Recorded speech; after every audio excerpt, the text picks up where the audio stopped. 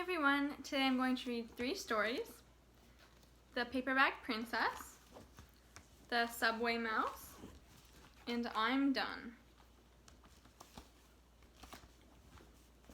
We'll start with The Paperback Princess. Elizabeth was a beautiful princess. She lived in a castle and had expensive princess clothes. She was going to marry a prince named Ronald. Unfortunately, a dragon smashed her castle, burned all her clothes with his fiery breath, and carried off Prince Ronald. Elizabeth decided to chase the dragon to get Ronald back. She looked everywhere for something to wear, but the only thing she could find that was not burnt was a paper bag. So she put on the paper bag and followed the dragon. He was easy to follow because he left a trail of burnt forests and horses' bones. Finally, Elizabeth came to a cave with a large door that had a huge knocker on it. She took hold of the knocker and banged on the door. The dragon stuck his nose out of the door and said, "Well, a princess! I love to eat princesses, but I've already eaten a whole castle today. I am a very busy dragon. Come back tomorrow." He slammed the door so fast that Elizabeth almost got her nose caught. Elizabeth grabbed the knocker and banged on the door again. The dragon stuck his nose out of the door and said, "Go away. I love to eat princesses, but I've already eaten a whole castle today. I am a very busy dragon. Come back tomorrow." "Wait!" shouted Elizabeth. "Is it true that you are the smartest and fiercest dragon in the whole world?" "Yes," said the dragon. "Is it true," said Elizabeth, "that you can burn up 10 forests with your fiery breath?" "Oh yes," said the dragon, and he took a huge deep breath and breathed out so much fire that he burnt up 50 forests. "Fantastic," said Elizabeth, and the dragon took another huge breath and breathed out so much fire that he burnt up 100 forests. "Magnificent," said Elizabeth, and the dragon took another huge breath, but this time nothing came out. The dragon didn't have enough fire left to cook a meatball. Elizabeth said, "Dragon, is it true that you can fly around the whole world in just 10 seconds?" "Why, yes," said the dragon, and jumped up and flew all the way around the world in just 10 seconds.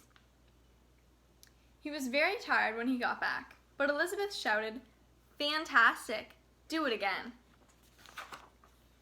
So the dragon jumped up and flew around the whole world in just 20 seconds. When he got back, he was too tired to talk, and he lay down and went straight to sleep. Elizabeth whispered very softly, "Hey, dragon." The dragon didn't move at all. She lifted up the dragon's ear and put her head right inside. She shouted as loud as she could, "Hey, dragon!" The dragon was so tired, he didn't even move. Elizabeth walked right over the dragon and opened the door to the cave. There was Prince Ronald. He looked at her and said, "Elizabeth, you are a mess. You smell like ashes, your hair is all tangled, and you're wearing a dirty old paper bag. Come back when you are dressed like a real princess." "Ronald," said Elizabeth, "your clothes are really pretty and your hair is very neat. You look like a real prince, but you are a toad." They didn't get married after all. The next book I'm going to read is called The Subway Mouse.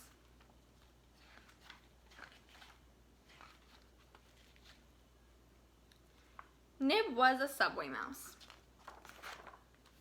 He was born into a large family that lived below the platforms in a busy subway station. The mice called their home Sweetfall. While the trains thundered overhead, the grown-up mice gathered food. While the trains rested, they came home to their nests. In the quiet, the old mice told stories. Stories about Tunnel's End, a dangerous, roofless world filled with mouse-eating monsters. But Tunnel's End was also beautiful. The air was sweet. A brave mouse could find the tastiest foods, the softest nests. Storytime was Nib's favorite time of day. When he grew big enough to hunt for food, Nib explored the station floor. He found strange things, beautiful things, and things that reminded him of his favorite stories. He started to bring these things home. "Your garbage is crowding our babies," the mothers complained. "Your babies are nibbling my stuff," Nib answered.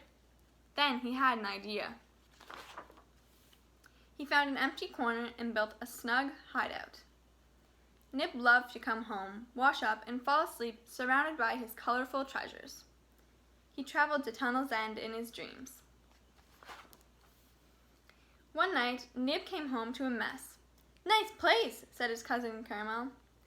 "We fixed it up," added Ripper. "Got anything to eat?" asked Pit. They stayed all night. Pit snored. The coming rumble of the morning train woke the cousins. They scratched, stretched, and scampered off. "See you later, Nib," said Caramel. "We'll bring Stinky and Grums tonight." A train pounded into the station in a cloud of dust. The brakes screamed. Another noisy day, thought Nib. Another noisy, dirty, dull, gray day. With a warning hiss, the train tore out of the station. Whoosh!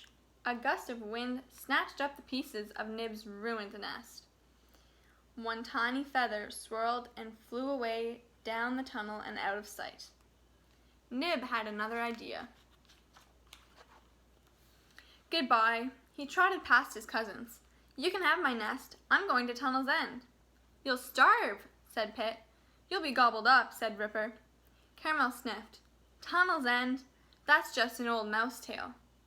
The next train drowned out their laughter. Nib counted 5 trains before he looked back. He had never been this far from home. The tunnel stretched on. Nib curled in a crack to sleep. He woke up stiff and sore. Jogging along, he tried not to think about food. Up ahead, the tunnel brightened. Nib started to run. "Tunnel's End!" Reaching the light, Nib blinked. Was he back home? "Who are you?" Nib jumped. It was a strange mouse. "My name is Nib." He pointed behind him. "I came from Sweetfall." "Never heard of it," said the strange mouse. "I'm Lola. This is Sugardrop." Nib pointed ahead. "I'm going to Tunnel's End." "Pooh," said Lola. "That's just an old mouse tale." "Well," said Nib, "at least you've heard of it." A train came and went. "Maybe I should come with you," Lola said. "Maybe you should," said Nib, and started down the track. "Hold it!" Lola caught a wrapper in midair. "No point traveling on an empty stomach." They licked the paper clean. Together they passed out of Sugardrop into the next tunnel. Many trains later, the mice reached another station. Nib saw a jelly bean and pounced. "Drop it!" A big mouse blocked their path. 2 others stepped out from behind them. "Run!" Lola squeaked.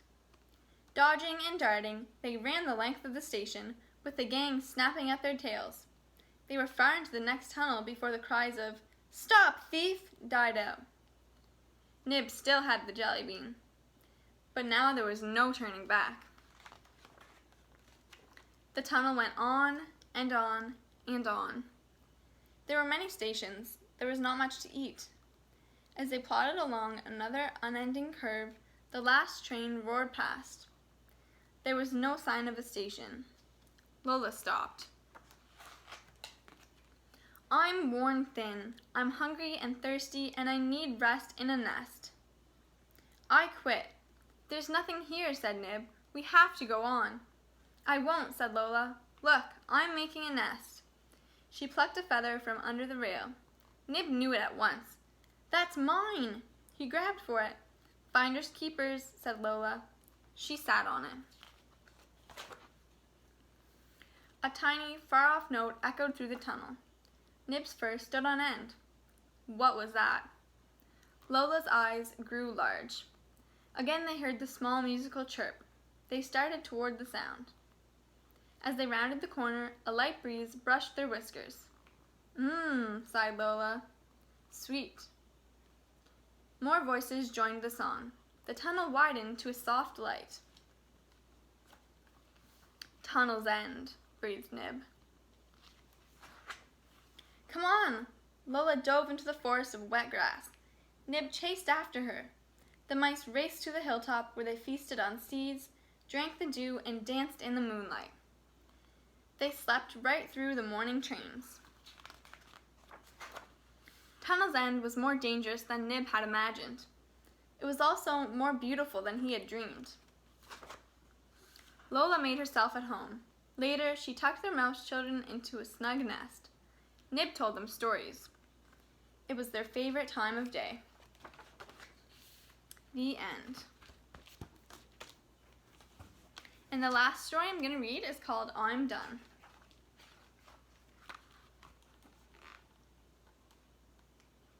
Nibble, nibble, snap. Little Beaver carried a twig to the stream. He set it across the water. I'm done, he called to Mama and Papa. Flish, flish, swish. It was a fish. Bet you can't catch me, Fish said. Little Beaver followed Fish. Splish, splish, splash. Down the stream. Slap, slap, slap. Papa's tail slapped the water. Little Beaver scurried back. You're done? Papa asked. Little Beaver nodded. Not yet, Papa said. Nibble, nibble, snap, nibble, nibble, snap. Little Beaver dragged 2 more sticks to the stream and set them across the water. I'm done, he called. Wing, wing, zing. Blue feathers flashed high above. Bet you can't find me, Bird said. Little Beaver followed Bird, wiggle, wiggle, waddle, through the trees. Slap, slap, slap. Mama's tail slapped the water. Little Beaver hurried back. You're done? Mama asked. He nodded. Little Beaver, what are your paws for? Paddling and playing and patting. And scooping, Mama said. You're not done yet. Nibble, nibble, snap, nibble, nibble, snap, nibble, nibble, snap. Little Beaver set 3 more branches across the water. Scoop, scoop, pat, scoop, scoop, pat. He patty-caked them together with mud. I'm done, he called. Scurry, scurry, slide. Otter scooted by. Bet you can't tag me, Otter said. Little Beaver chased Otter into the big pond. Twirl, twirl, swirl. He whirled down deep and tagged Otter. You're it. Slap, slap, slap. Papa's tail smacked the water. Uh-oh. Little Beaver paddled to Papa. Follow me, Papa said. Little Beaver trailed Papa back to his pile of twigs and mud. Little Beaver, what is a dam for? Papa asked. Making a pond. Where's your pond? Little Beaver looked under a leaf. Papa didn't smile. You're not done yet, are you?